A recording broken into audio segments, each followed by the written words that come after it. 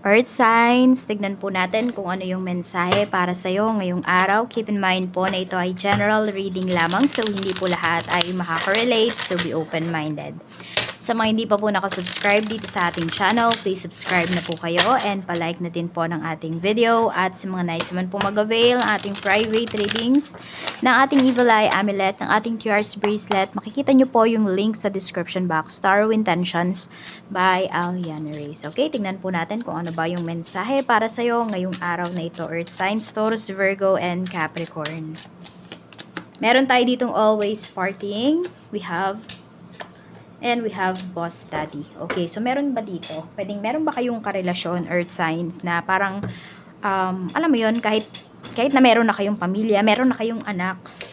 Okay, yung taong to, pwedeng ang mas pinaprioritize niya is makipaghalubilo sa ibang tao. Makipag-inuman, makipag-party. Ayan po. So parang, pag sinundo mo, galit pa sa'yo. Meron po dito. Ayan o, matigas yung ulo ng taong to. Yan. Sabihin natin kahit anong gender po ito. Pero ayan nga po yung pinapakitang energy ng taong to. Parang feeling niya dahil siya yung nagtatrabaho, lahat magagawa niya. Siya yung kumikita, wala makakapigil sa kanya. Yun yung pinapakita kasi na energy dito. Tapos yung taong to is ano po, maano siya. Ano ba yun? Masakit siyang magsalita. Minsan below the belt na po talaga. Tignan natin. Or kapag lasing na yung taong to, kung ano-ano na talaga yung sinasabi niya. Pero 'di ba sinasabi nila na yung isang tao daw kapag lasing, yun yung parang totoo niyang nararamdaman. Mas nasasabi niya yung totoo niyang nararamdaman. So ayun, baka kung may kinikim-kim man yung taong to, or ikaw to, earth signs, kapag mayroon kang hindi masabi, naglalasing ka para masabi mo, yung tipong ganun.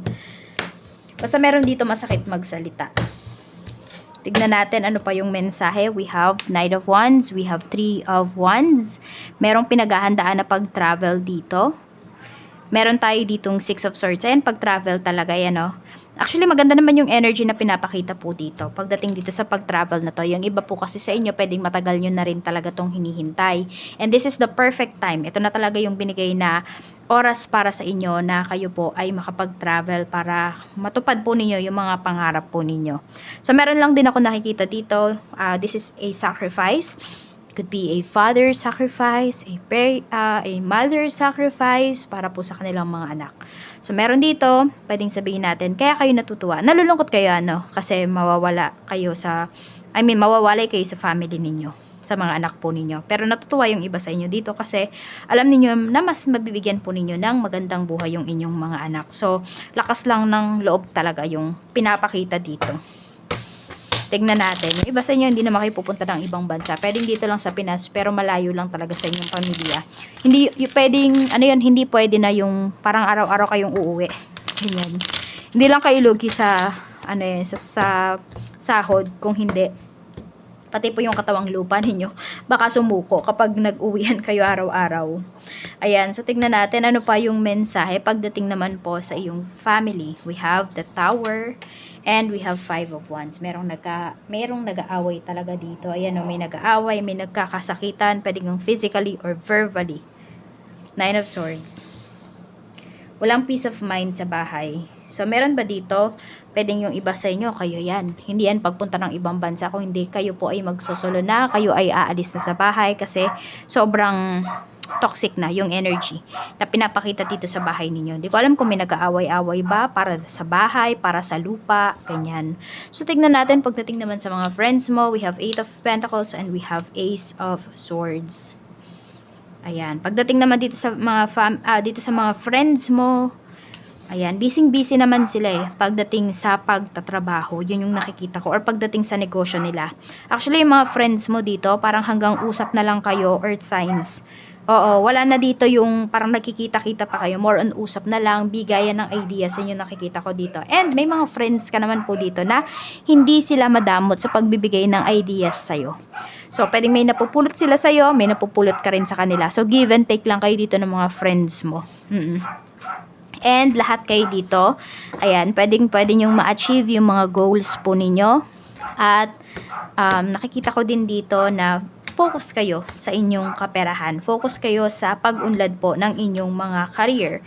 Check natin pagdating naman po sa inyong, ayan, pagdating kasi to sa inyong friends, sa love life nyo naman, we have 7 of Wands.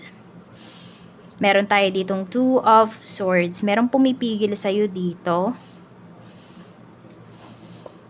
7 of Pentacles. Okay. So, may pumipigil sa'yo dito pagdating sa relationship. Okay. So, yan o. Pwedeng pag-alis to eh. So, yung iba nga sa inyo, pwedeng kayo yung mga ibang bansa or aalis kayo dyan sa lugar ninyo para magtrabaho. Pero yung person mo, mukhang ayaw po niya. Hindi niya suportado yung kilos mo na to. Hindi niya suportado yung pag-alis mo na to. Meron dito, nag-aaway kayo dahil nga dito sa pag-alis na to. Pero kasi buo na yung desisyon ng iba po sa inyo. Wala nang makakapigil talaga. Parang yung iba sa inyo, sasacrifice nyo na talaga yung relationship ninyo. Basta kayo is makapagtrabaho, magawa nyo yung goals ninyo. Yan. Parang kung hindi mo ako suportado, bakit pa ako mag-i-stay dito sa relationship na to? Ibig sabihin, parang ayaw niya kasing makita na nag-grow ka. Siguro yun yung naiisip mo. O yun yung pinaparamdam niya sa'yo. Kasi, tignan natin kung nagsiselos ba sa'yo yung taong to or naiingit ba siya sa'yo. 4 of Cups. Okay. Mayroon. Alam mo, nandun yung energy talaga na pinapakita dito. Yung person mo, ayaw niya na ikaw yung magbigay ng pag-unlad sa family ninyo, dito sa relationship po ninyo. Yan. Parang gusto niya, kung nasaan lang kayo, doon lang kayo. Ganon. Wala akong nakikita kasi sa kanya na parang gusto niyang umunlad yung life ninyo. Oo. So, medyo may pagka-selfish po itong taong ito. Tignan natin, ano pa yung mensahe. Parang natatakot bang maungusan mo? Pagdating naman po sa iyong kaperahan, we have Page of Swords, we have 3 of Cups. So, medyo mag-ingat lang kayo dito pagdating sa mga pinag-uusapan po ninyo. Okay? Pagdating sa mga friends mo. Kasi, okay. So, yes, meron kayo mga, sabi ko hindi kayo madamot sa isa't isa ng mga friends mo, 'di ba? Nagbibigayan kayo ng mga tips, mga ganyan, ng mga information. Pero wag sobra-sobra daw yung tips na ibigay mo sa kanila. Okay? Kasi ayan po, oh. Kasi ito, oh, yung iba sa inyo, ang ganda po ng kaperahan ninyo. I mean, paganda na yung kaperahan ninyo. Kung hindi pa naman maganda yung kaperahan nyo ngayon, paganda po yung kaperahan mo. Papunta talaga siya doon. Kaya wag kang magsasabi ng mga mas malalim pa na information para hindi ma-evil eye itong kaperahan mo. Yan, yung iba sa inyo, oh, meron talaga dito mahilig mag-party. Hindi ko din alam yung iba sa inyo, earth signs, kung kapag meron bang kainuman yung person po ninyo, yan, or merong party, talagang naghahanda po kayo. Kasi yung iba sa inyo, yan, parang hindi nyo maiwasan. Parang, meron dito, pwedeng natatolerate po ninyo. Or yung iba kasi sa inyo, parang gusto nyo sa bahay na lang, para nando, nakikita nyo yung asawa nyo. Nakikita nyo yung karelasyon po ninyo. Para ba mabantayan po ninyo. Yan, kaya yung iba sa inyo dito, ayan, medyo mas magastos po yung iba sa inyo pagdating sa pagkain. So, pwedeng halos yung kinikita po ninyo sa pagkain talaga siya na uuwi. Which is, hindi naman ang hihinayang yung iba sa inyo. Okay, kasi kinakain naman. Tignan natin, ano pa yung mensahe. Pagdating naman, ayun, yung iba, no, nakikita ko dito, kung magbe-business kayo, pwedeng pulutan business. Meron ako nakikita dito. So, pwedeng dyan po kayo umunlad. Tignan natin pagdating naman po sa iyong trabaho. We have Death card and we have 9 of Cups. Marami po sa inyo dito, bago pa lang ba kayo dyan sa work ninyo? Pinapakita kasi dito na parang mas masaya po kayo sa bago ninyong trabaho. Ayan o, nandyan yung sense of fulfillment. Fulfilled pa po kayo pagdating dito sa inyong trabaho. Ayan din, we have King of Pentacles. So, pwede po na mas malaki din yung kita nyo dyan ngayon pagdating sa trabaho. Kaya, hindi talaga kayo nanghihinayang na kayo po ay umalis.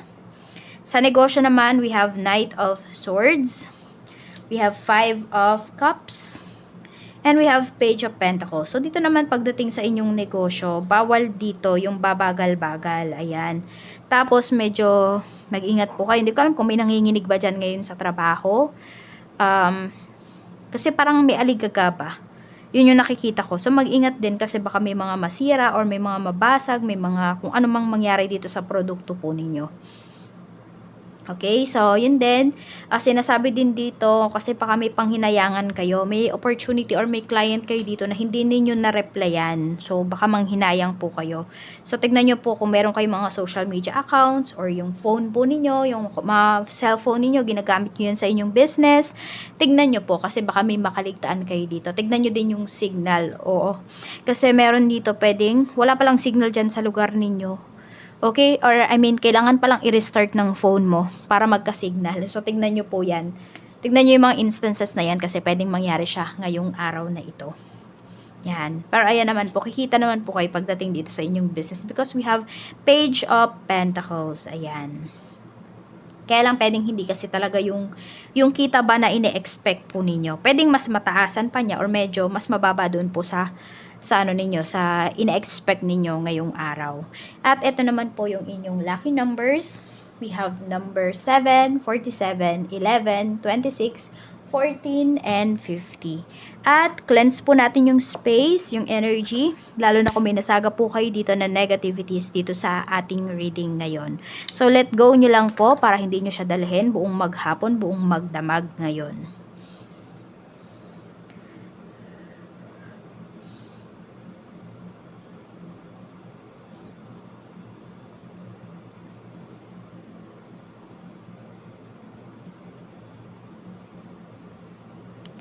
Maraming salamat po. Mag-iingat kayo always and more blessings to come.